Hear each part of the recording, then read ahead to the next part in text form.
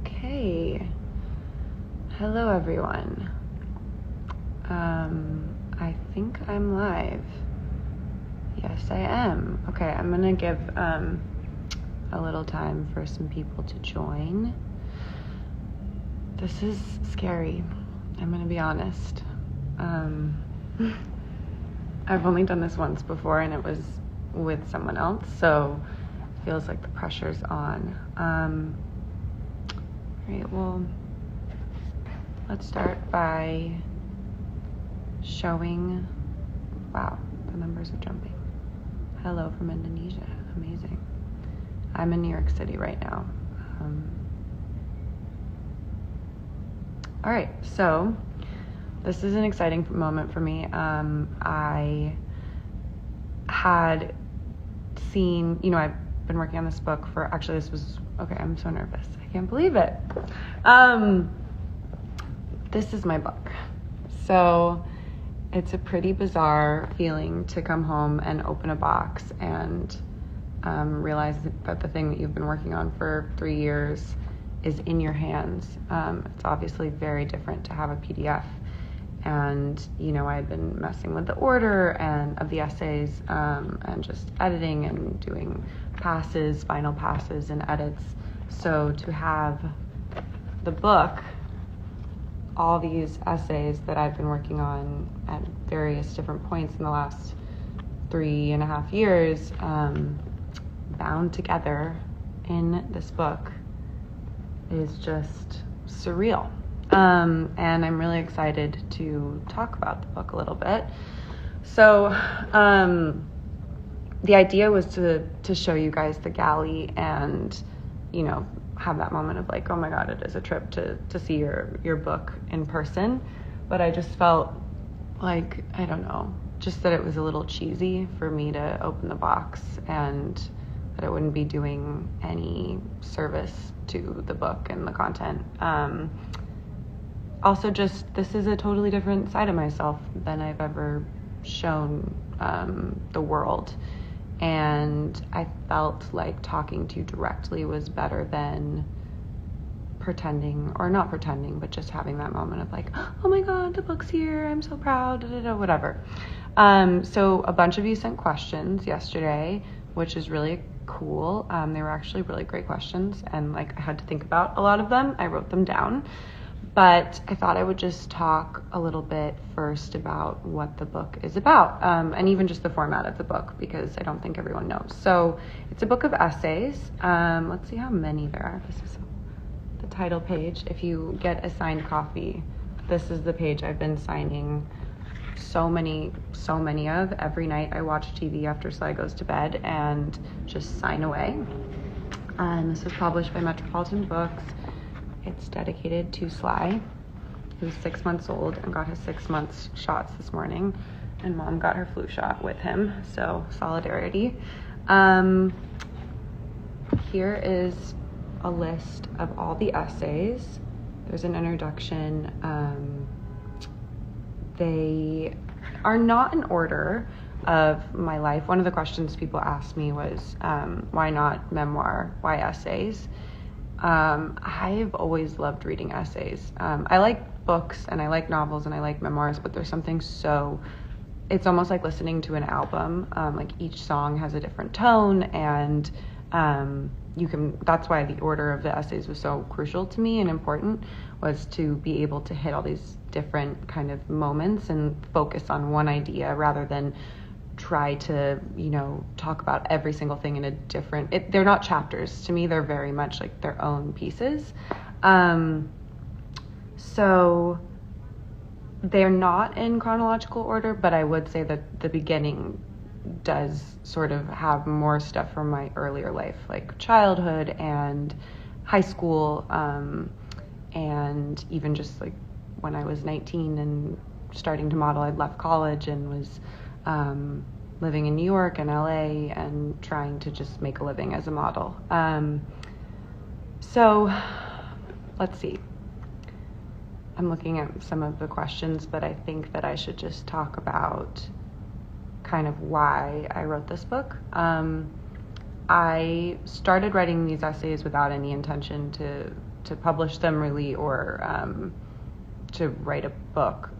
It was more just for myself.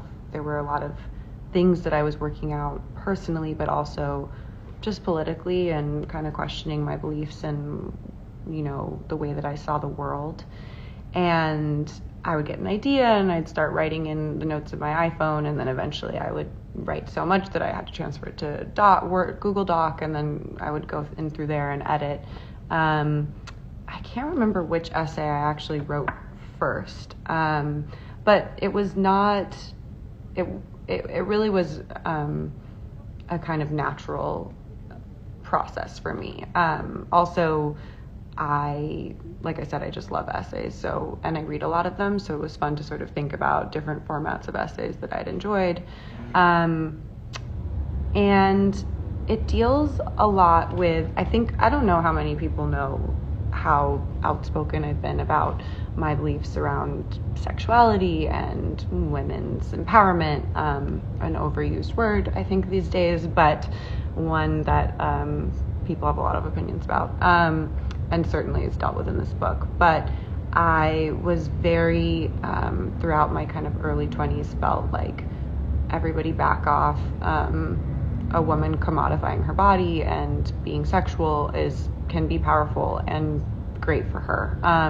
And who's to say it's, you know, anti-woman or misogynistic? And I really had that point of view. And, I'm seeing some friends. It's very nice. Hi, guys. Hi, Harley. And as I got older, I sort of started to realize that there were a lot of experiences from being the person that I am and from commodifying my image and my body that had made me very unhappy, and were sort of what these experiences were evidence contrary to the position that I had in this very public way about body and ownership and empowerment. So these essays are exploring the relationship I have to my body and to the market of bodies, of modeling, and really to men. I wanted to read more books about female desire, about the way that women look at each other, they look at themselves. It's something I'm fascinated with, and there weren't enough for me. I think one of the books recently that, you know, I love, Lisa Tadeo, Three Women, I think deals with that in a really cool way. But I wrote the book that I wanted to read. And a lot of it is about talking about the sort of deeply embedded power dynamics that are often unspoken, that every woman deals with. And I think we feel it in our female friendships. I think we feel it with men. And it was just important to me to sort of talk about the things that, even with my closest girlfriends in the most vulnerable situations late at night when we're, you know, going to sleep or whatever, somebody's gone through some heartache and we're talking about our insecurities and how we feel about our position in the world, about our lives, about how we look. I wanted to have a book that sort of had that tone. So it's really stripped down. It's very vulnerable, which, if you guys have read the New York Magazine piece, which New York Magazine pulled out of my book proposal as the essay to publish for them, you got a taste of sort of what the book deals with. But they're all different. So it's not just being a young model on shoots. It's also just being a girl in high school and, you know, losing my virginity, and also just the experience of being in my body in different situations and scenarios. So while it is industry related, because the industry that I'm in is about bodies and sexuality and women, it's also, I hope, something that even if you aren't interested in the industry, as a woman just existing in the world, you'll be able to connect to. Okay. I feel like I've been talking for too long, but I'm very excited for you guys to read this and anxious to hear, you know, what people think about it, because I'm definitely not trying to answer questions. I actually still don't totally know what my beliefs and my politics are in some ways around this stuff. And these essays were written to ask questions and to start conversations. Okay, should I do books now? Should I talk about books that influenced me, or should I answer some of your questions? What do you all think?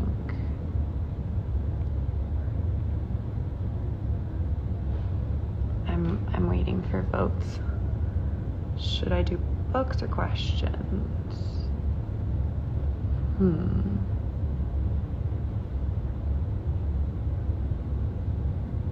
I'm going to talk about, I'm going to do books. So, okay. So I have 3 books that I wanted to talk about today. One of them I don't have in person, but they're all essay collections. I think I've talked about a few of them before, but if you haven't heard of them or haven't seen them, I'm very excited. So this is The Empathy Exams by Leslie Jameson, and it's one of my favorite essay collections. I think she's probably one of the best living writers. The first essay I would say is probably one of my favorite essays of all time. It's The Empathy Exams, and it's really smart because it goes between the personal and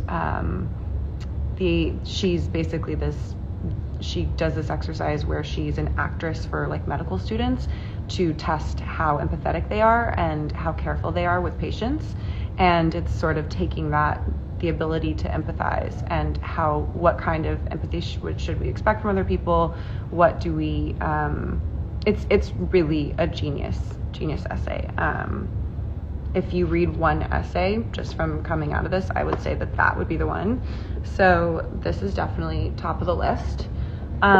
This is another book that I know I've talked about on here because it's a book that I always give to people and talk about a lot in general. The Reckonings by Lacey Johnson.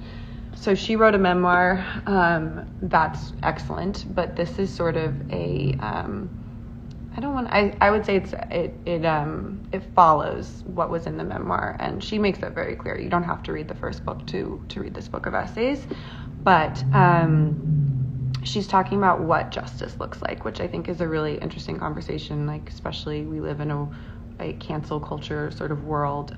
She had somebody that she used to be close to did some pretty terrible, unspeakable things to her, and she wrote a book about it.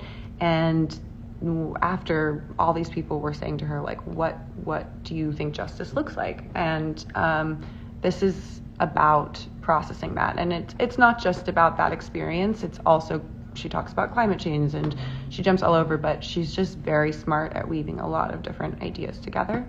So highly recommend. I just think she's brilliant. There's really not much else to say.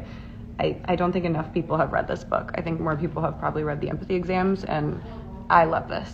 The other book is How to Write an Autobiographical Novel by Alexander Chee. He's really, again, also had a book that he wrote that's a novel, but it is autobiographical. It turned out that it was a very personal experience that he had fictionalized, and they're a collection of really gorgeous essays dealing with a kind of more of a variety of issues. I feel like The Reckoning's more specific, but again, just really beautiful pieces that you can read. The other thing that I love about essays is it's like, again, an album. It's like listening to one song and then you can like put the book down and come back to it. So I think that's really amazing. And also, nonfiction just to me has this weight, or I think the fact that that you're reading someone who's really bearing themselves kind of raises the stakes. So I like reading nonfiction, especially when it's personal. So those are those 3 books that I wanted to talk about. This is not a book of essays, this is a memoir, but In the Dream House, Carmen Maria Machado, who has written also Her Body and Other Parties, which is a great collection of short stories. Highly recommend that. But this book probably influenced my book more just because it's such a personal experience, and the format is really unique. So she has, like, I'll show you guys. There's some chapters that are just one page. So it reads in this really interesting way, almost like vignettes that build into a longer narrative. And it's all a metaphor for a dream house, for this ideal life. And it has all these historical references. It's really, really well done and cool. So I recommend The Dream House. Okay, let's do some questions now. I'm only gonna do, I feel like lives, you don't want to be longer than 20 minutes. The truth is I've never really watched that many lives. I've watched IGTVs, but I feel like I just kind of skip through, so maybe that's what people do with this, which is great. Okay, why essays and not memoir? I already talked about. Oh, I liked this question. Essays, do you plan out ahead of time, or like what? I do not plan out essays ahead of time. Usually what happens, and I think I said this earlier, I get an idea, I start thinking about, even like I go out to dinner with some friends and we have a conversation about something, or I don't know, and it gets my wheels turning, or I'll read something, or I'll see something online, and I just can't not write about that, and it usually comes out and it's embarrassingly bad.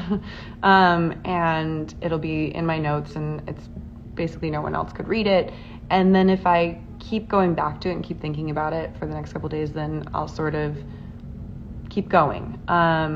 Like one of the essays in the book is about visiting the Korean spa in Los Angeles, which I love. I've been doing since I moved to LA when I was just out of high school, and why I love the Korean spa so much. But obviously there's a lot of other elements about my relationship to my body that came up through talking about that experience. But that's a good example of sort of something that I just couldn't not, I was like, why do I love the Korean spa so much? It really gets me going. I get really excited when I talk about it.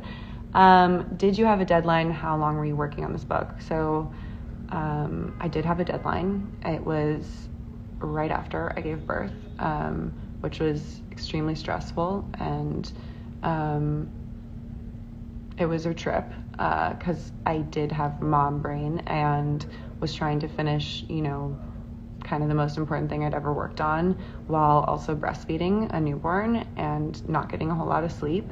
But I did it, which was great, and it actually allowed me to write the last essay that is sort of deals with also birth, or I talk about that a little bit, and the way that my relationship to my body has evolved over the years.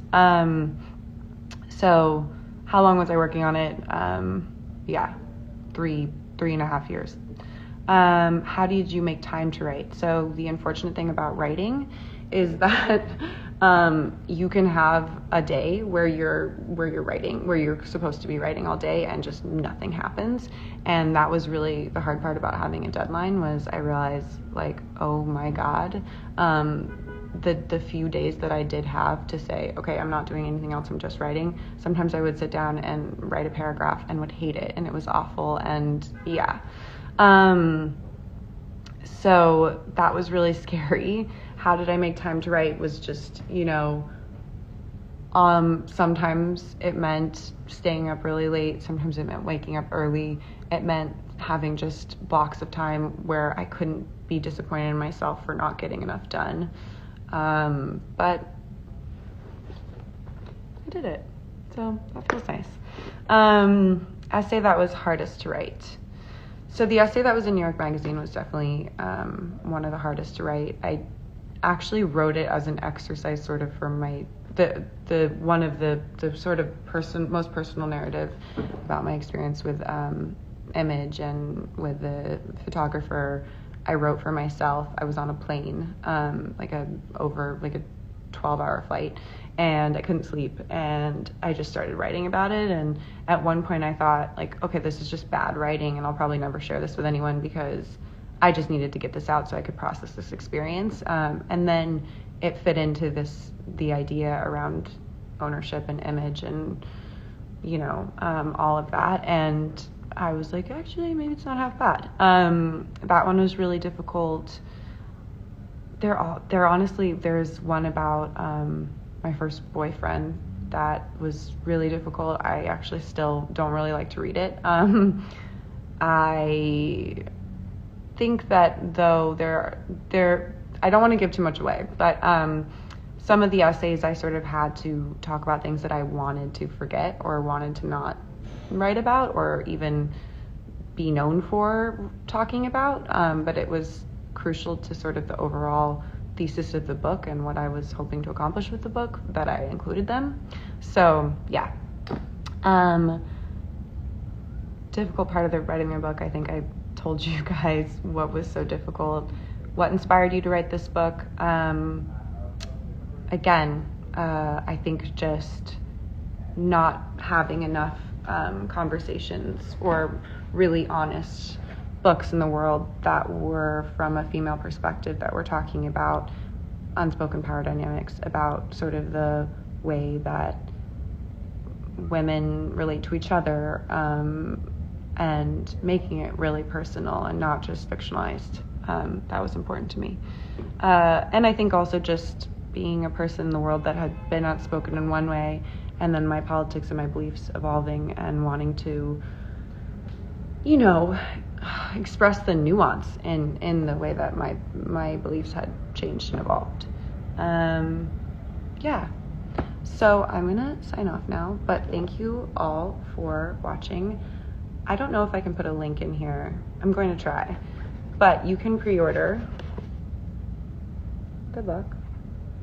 Which, yeah, I'm pretty thrilled about.